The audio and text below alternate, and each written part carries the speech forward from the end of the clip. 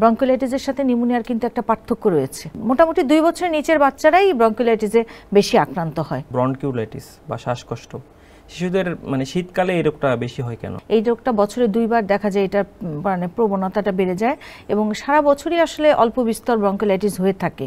Bronchiolitis হচ্ছে আসলে একটা ভাইরাসজনিত রোগ। ভাইরাসজনিত রোগগুলো কিন্তু বাচ্চাদের বেশি মানে মোটামুটি সারা বছরই অল্প বিস্তর হয়ে থাকে, কিন্তু শীতকালে ওই যেটা বললাম, শীতকালে আবহাওয়া শুষ্ক থাকে, তারপর হচ্ছে ব্যাকটেরিয়া ভাইরাস জীবাণুগুলো বাতাসে বেশি ভেসে বেড়ায়। এই জন্য দেখা যাচ্ছে যে শীতকালে এই ব্রঙ্কিওলাইটিস প্রবণতাটা বাচ্চাদের কিছুটা বেড়ে যায় এবং এই ব্রঙ্কিওলাইটিসটা নিয়ে বেশিরভাগ সাধারণত দেখা যায় 1 বছরের থেকে বাচ্চারা আক্রান্ত হয় এবং 2 বছরের নিচের বাচ্চারাও এতে মোটামুটি 2 বছরের নিচের বাচ্চারাই ব্রঙ্কিওলাইটিসে বেশি আক্রান্ত হয়। এটা আসলে অনেকে এটাকে নিউমোনিয়া বলে ভুল করে, কিন্তু এটা আসলে নিউমোনিয়া নয়। ব্রঙ্কিওলাইটিসের সাথে নিউমোনিয়ার কিন্তু একটা পার্থক্য রয়েছে।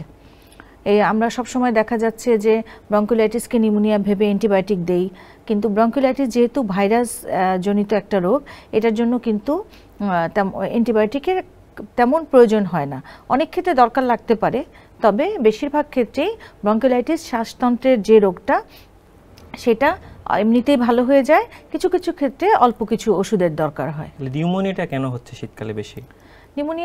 নিউমোনিয়ার কজ হিসেবে আসলে কিন্তু ভাইরাসও আছে, ব্যাকটেরিয়াও আছে, ফাঙ্গাসও আছে। তাহলে হচ্ছে নিউমোনিয়াতে সাধারণত দেখা যাচ্ছে জ্বর অনেক বেশি থাকে। শীতকালে এই নিউমোনিয়ার প্রভাবটা বাচ্চাদের ক্ষেত্রে বেড়ে যায় এবং জ্বর বেশি থাকে, অনেক ঠান্ডা কাশি থাকে এবং বাচ্চা কিন্তু খুব সিক হয়ে যায়। দেখা যায় খেতে পারে না, বাচ্চা খুব অসুস্থ হয়ে পড়ে, দুর্বল হয়ে পড়ে, শ্বাসকষ্ট থাকতে পারে বাচ্চার। আমরা যেটা বলি জোরে জোরে শ্বাস নেওয়া বা বুকের 2 পাশ ভিতরে ঢুকে যাওয়া এবং বুকে আমরা আওয়াজ বিভিন্ন রকমের বাচ্চাদের মানে যখন আমরা স্টেথোস্কোপ দিয়ে দেখব তখন বিভিন্ন আওয়াজ পেতে পারি, তখনই আমরা সেটাকে নিউমোনিয়া বলতে পারি। এবং এই নিউমোনিয়াটায় আক্রান্ত হলে বাচ্চা কিন্তু বেশ সিক হয়ে যায়।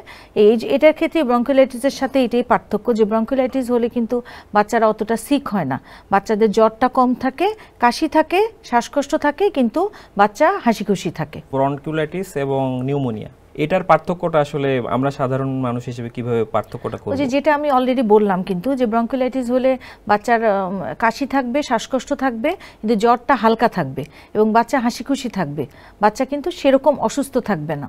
কিন্তু যদি একটা বাচ্চা নিউমোনিয়া আক্রান্ত হয়, তার অনেক বেশি জ্বর থাকবে, মানে হাই গ্রেড ফিভার যেটাকে আমরা বলি, তার শ্বাসকষ্ট থাকবে, তার দেখা যাচ্ছে যে বাচ্চা খুব সিক হয়ে যাবে, খাওয়া দাওয়া করতে পারবে না, তার দুর্বল হয়ে যাবে, বাচ্চাকে দেখলেই বোঝা যাবে যে বাচ্চা খুব অসুস্থ, কিন্তু একটা ব্রঙ্কিওলাইটিসের বাচ্চা হাসি খুশি থাকবে।